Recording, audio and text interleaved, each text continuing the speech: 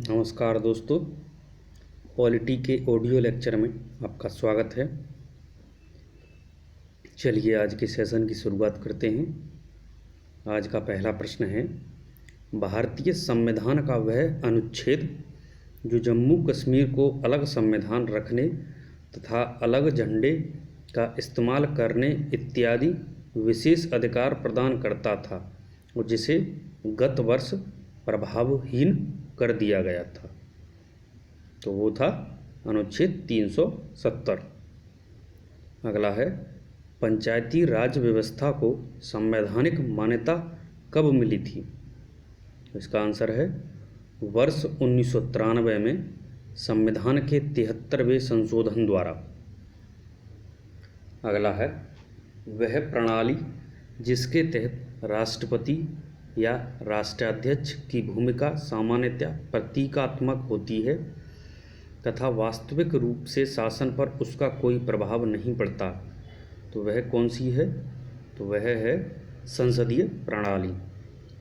अगला है, भारतीय संविधान में द्विसदनीय प्रणाली तथा विधि द्वारा स्थापित प्रक्रिया का प्रावधान लिया गया है, तो यह लिया गया है ब्रिटेन के संविधान से। अगला है, भारत सरकार को कानूनी विषयों पर परामर्श देता है, कौन देता है वह? इसका आंसर है महान्यायवादी, अटॉर्नी जनरल ऑफ इंडिया। अगला है, राष्ट्रीय सुरक्षा समिति का प्रधान कौन होता है? इसका आंसर है प्रधानमंत्री। अगला है, भारतीय संविधान की प्रस्तावना में सामाजिक, आर्थिक एवं राजनीतिक न्याय के आदर्श का प्रावधान कहाँ से प्रेरित है? तो ये इसका आंसर है सोवियत संघ के संविधान से। अगला है, राष्ट्रपति की निर्वाचन पद्धति तथा राज्यसभा में सदस्यों के मनोनयन का प्रावधान कहाँ से लिया गया है? इसका आंसर है आयरलैंड के संविधान से।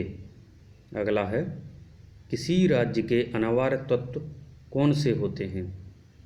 तो ये होते हैं भूभाग, जनसंख्या, सरकार और संप्रभुता। अगला है, विनाशी राज्यों का अविनाशी संगठन क्या कहलाता है? तो ये कहलाता है एकात्मक प्रणाली को। जिन राज्यों में एकात्मक प्रणाली होती है उनको कहा जाता है विनाशी राज्यों का अविनाशी संगठन। अगला है, भारतीय संविधान का वह अनुच्छेद जिसमें अस्पृश्यता समाप्त करने का प्रावधान है, इसका आंसर है अनुच्छेद 17। अगला है, मुख्य चुनाव आयुक्त की नियुक्ति किसके द्वारा की जाती है? तो इसका आंसर है राष्ट्रपति द्वारा। अगला है, किसी विधेयक के धन विधेयक होने का अंतिम निर्णय कौन करता है? तो इसका आंसर है लोकसभा अध्यक्ष। अगला है, डॉक्टर भीमराव अंबेडकर ने किस मौलिक अधिकार को भारतीय संविधान का हृदय एवं आत्मा कहा था? उन्होंने कहा था संवैधानिक उपचारों का अधिकार, अनुच्छेद 32 को। अगला है, संविधान का वह अनुच्छेद जिसके अंतर्गत राष्ट्रपति लोकसभा को भंग कर सकता है, तो इसका आंसर है अनुच्छेद 85। अगला है, संविधान की वह अनुसूची जिसमें राज्यपाल, राष्ट्रपति, भारत के मुख्य न्यायाधीश आदि के वेतन भत्ते का उल्लेख है, तो इसका आंसर है द्वितीय अनुसूची, यानी कि दूसरी अनुसूची। अगला है, शिक्षा पहले राज्य सूची के अंतर्गत आती थी, परंतु एक संविधान संशोधन अधिनियम द्वारा इसे समवर्ती सूची में लाया गया, तो वह कौन सा संशोधन है?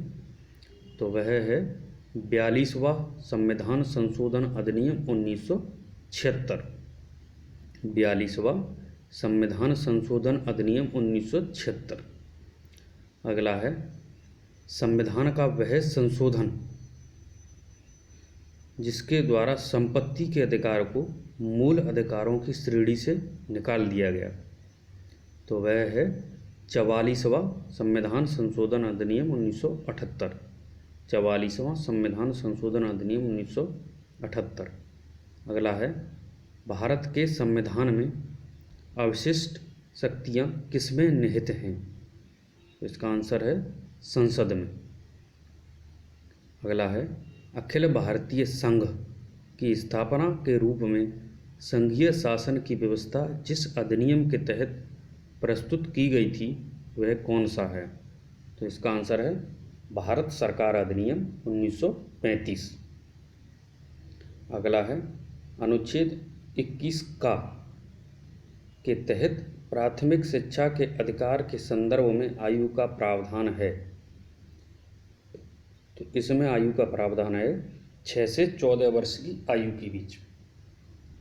6 से 14 वर्ष की आयु के बीच।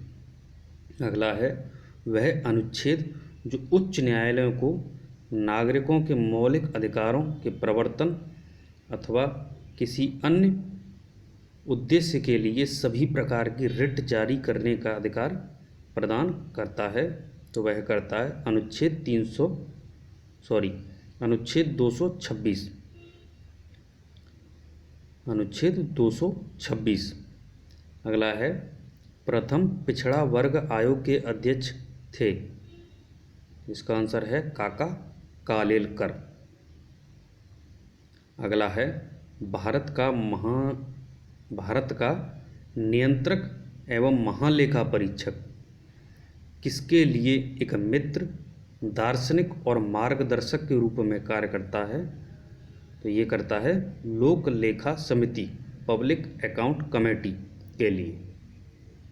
अगला है भारतीय संविधान की वह अनुसूची जिसमें दल बदल विरोधी कानून का प्रावधान है, तो इसका आंसर है 10वीं अनुसूची। ये था आज का पॉलिटी का ऑडियो लेक्चर। कैसा लगा सेशन कमेंट सेक्शन में ज़रूर बताएं। चैनल को लाइक शेयर सब्सक्राइब ज़रूर करें। धन्यवाद।